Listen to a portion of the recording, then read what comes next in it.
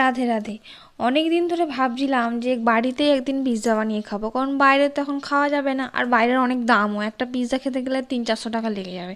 তাই আমি এটা 30 টাকা দিয়ে দুটো বেশ কিনেছিলাম, একটা করে খেয়ে ফেলেছি আর একটা বানিয়ে আপনাদের দেখাবো। তো এই দুটো দিক সাধারণত থাকে, একটা হার্ড আর একটু সফট। তো সফটের দিকটা ওপর দিকটা আমরা করব। তো কিছু কিছু সবজি লাগবে, আপনারা নিজেদের পছন্দের মতো সবজি দিতে পারেন। আমি এখানে ক্যাপসিকাম, পেঁয়াজ আর টমেটোর যে বাইরের দিকটা থাকে ওদিকটা দিয়েছিলাম। দিয়ে এই সসটা আমি বাজার থেকে কিনে নিয়ে এসেছিলাম, এটাও 60 টাকা মতো দাম নিয়েছিল। এটা এখন চলো মোটামুটি আমার 1 বছর।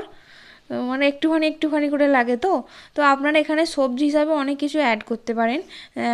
কর্ন দিতে পারেন, তো অলিভ দিতে পারেন, চিকেন দিতে পারেন, পনির দিতে পারেন। তো চিকেন পনির দিলে না ওর প্রসেসটা একটু আলাদা, মানে মশলা দিয়ে একটু অন্যরকমভাবে ভাজতে হয়, তারপরে আপনি ইউজ করতে পারবেন।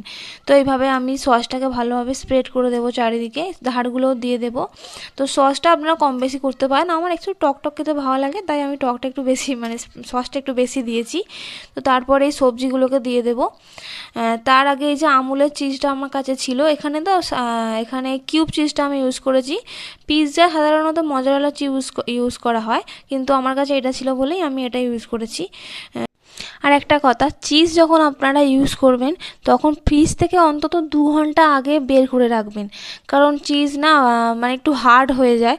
তো সেটা ভালোভাবে পরে পরবর্তীকালে ওভেনে কিংবা এয়ার ফ্রায়ারে কিংবা তাওয়াতে করলে না ভালোভাবে ওটা গলে না। তাই কিছুক্ষণ আগে বের করে রাখলে ওটা একটু নরম হয়ে যায় আর তাড়াতাড়ি ঠিক গলেও যায়। তো চিজটাকে এরমভাবে দেওয়ার পর এরপরে সবজিগুলো ভালোভাবে দিয়ে দেবেন। ক্যাপসিকামটা এখানে একটু বেশি দিলে ভালো লাগতো আমার মনে হলো, কিন্তু আমার হাজব্যান্ডটা না খায় না, ক্যাপসিকাম পছন্দ করে না, তাই ওর জন্য কম দিতে হয়।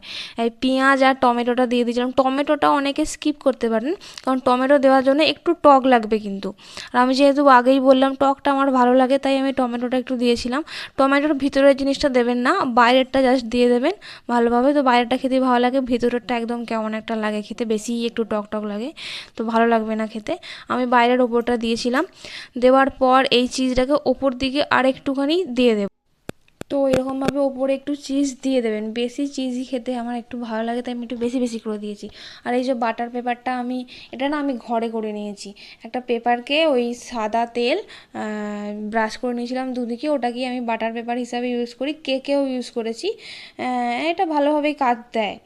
তো এরকমভাবে গোলভাবে কেটে নিয়েছিলাম। এরপর এরভাবে যে অরিগ্যানো যে পাওয়া যায়, অরিগ্যানো কিংবা মিক্স হার্ব যেটা আপনার কাছে থাকবে, একটু চিলি ফ্লেক্স ওপর একটু ছড়িয়ে দেবেন, দিলে খেতে ভালো লাগে। এটাকে আপনি বেক করার আগেও পরেও দিতে পারেন। এটা আমি আগেই দিয়েছিলাম। দিয়ে তারপরে এই যে এয়ার ফ্রায়ারে দিয়েছিলাম। এয়ার ফ্রায়ারে বসানোর আগে মানে বসছিল না, পিৎজাটার বেসটা একটু বড় আর আমার এয়ার ফ্রায়ারটা একটু ছোট, তাই এটাকে আমি একটু টিপে টিপে বসাচ্ছিলাম।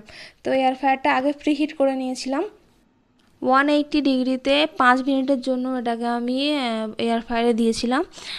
তারপরে দেখলাম একটুখানি চিজটা গলেনি, কারণ আমি বলেছিলাম না চিজটা আগে থেকে না একটু ফ্রিজ থেকে বার করে রাখতে হয়, প্রায় 2 ঘন্টা আগে বার করে রাখলেও তো সেটা ভালোভাবে গলে যায়।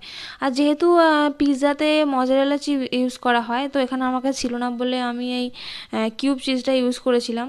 তো সেটা ভালোভাবে চিজি ব্যাপারটা আসেনি, কিন্তু খেতে সেম লাগছিল, আমার মনে হচ্ছিলো খেতে ভালো লাগছিলো। তারপরে 5 মিনিটের জন্য দেওয়ার পর দেখেছিলাম একটু হয়নি, তারপরে আবারও 1 মিনিটের জন্য বসিয়েছিলাম। তারপরে দেখলাম মোটামুটি ভালো হয়ে গেছিলো, মানে খাওয়ার যোগ্য হয়ে গেছিলো। তারপরে খেয়েছিলাম, তো খেতে মোটামুটি ভালো হয়েছিল, মানে খারাপ বলবো না, খেতে ভালো হয়েছিল।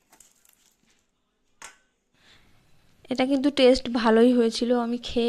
আমি নিজে খেয়ে নিজে রিভিউ দিচ্ছি, আপনারা প্লিজ করে একবার দেখবেন অ্যান্ড বলবেন যে কেমন হয়েছে। এটা খুব সহজ পদ্ধতিতে বানিয়েছি, তো ভালো লাগলে একটা প্লিজ লাইক করে দেবেন আর সাবস্ক্রাইব করে দেবেন চ্যানেলটাকে। চলো।